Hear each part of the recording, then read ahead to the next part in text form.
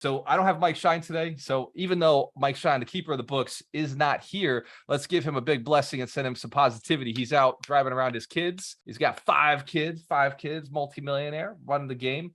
So I will do the book of the week. So this week's book of the week is Extreme Ownership by Jocko Willink. Doug McGurk, would you like to share some of your awarenesses that you gained from Jocko Willink's book, Extreme Ownership? It's been a spell since I read it, but you've pretty much covered it. It's really, I mean, he was a Navy SEAL, so it was really about bringing in the extreme discipline and follow through and dedication. And it's huge about, mindset, to Terry's point, action set, like all of these pieces that all come in. And quite honestly, as we say this oftentimes, there's only so many ways you could draw a square.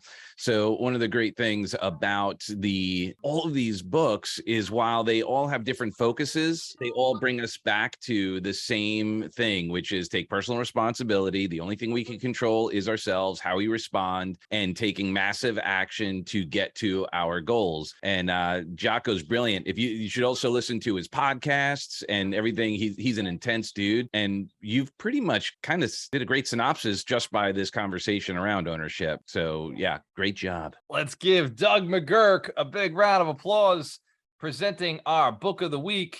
I appreciate it, you, Doug. And every week we read 52 books a year because we read one book per week. The average person only reads one book per year, which means, and they never even finish the first chapter.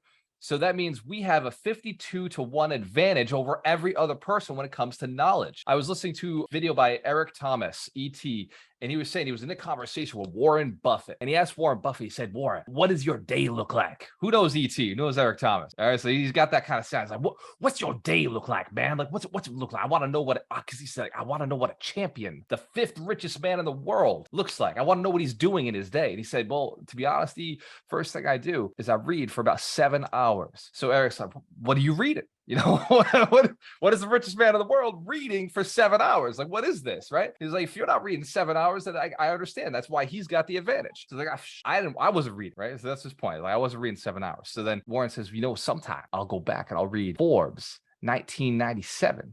Like Ford was doing good in that year. And ET's like, why are you reading reports from 1997? He said, well, because it was a year that they did great. And if I can go back, like greatness doesn't have a year on it, is what Warren said. Greatness doesn't have a time on it. So if they did great then, I can look at what actions they were doing then and then apply them to today. So he'll study the past. And these books, these 52 books were written, some of them 100 years ago, and they still work. Like books like Napoleon Hill's Think and Grow Rich. Chance if you've read that book. You're talking about 100 years ago. Science of Getting Rich, Wallace D. Wattles. It's a game changer, the game of life. Some of these books are 50, 60, 100 years old, and they're still working. One of the books, we don't actually have it on the 52 Weeks to Wealth, but you got the Bible out there, right? That's full of money-making principles. That shit's thousands of years old. Hanson Camera, if you recognize, like the principles to success are not hidden, but they have to be used. So that's why I read a book a week. Let's give Doug one more round of applause for hooking us up. I'm going to go through a quick little synopsis I did for this book of the week as well. Here is a summary. 3 lessons from this book. The first is a team's success depends on the leader's willingness to take blame for failure. And the reason I put this together is because I wasn't sure if somebody had read the book. So one more big round of applause for Doug. Lesson number 2 that I got from Extreme Ownership is identify priorities and take action on them one at a time to remain efficient when the pressure mounts. As things get more difficult, people will naturally think that they can do more by thinking all over the place, but truly successful people do less. They prioritize the most important thing and they bang it out one at a time, carefully, intentionally, putting all their focus on one thing, doing it very well,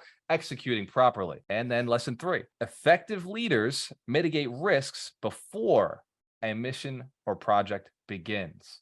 Each one of you is an effective leader. At least that's how I see you. I see each one of you as somebody who's running an organization, running a family, running a team, running a mission, something big that your intention is to create a positive result for yourself and for your community, the people around you. Hands scan if you agree, you're running something. You're a leader. Absolutely. There is room for growth in every leader in the world. Every leader has an opportunity. Hands scan if you believe that about our political leaders.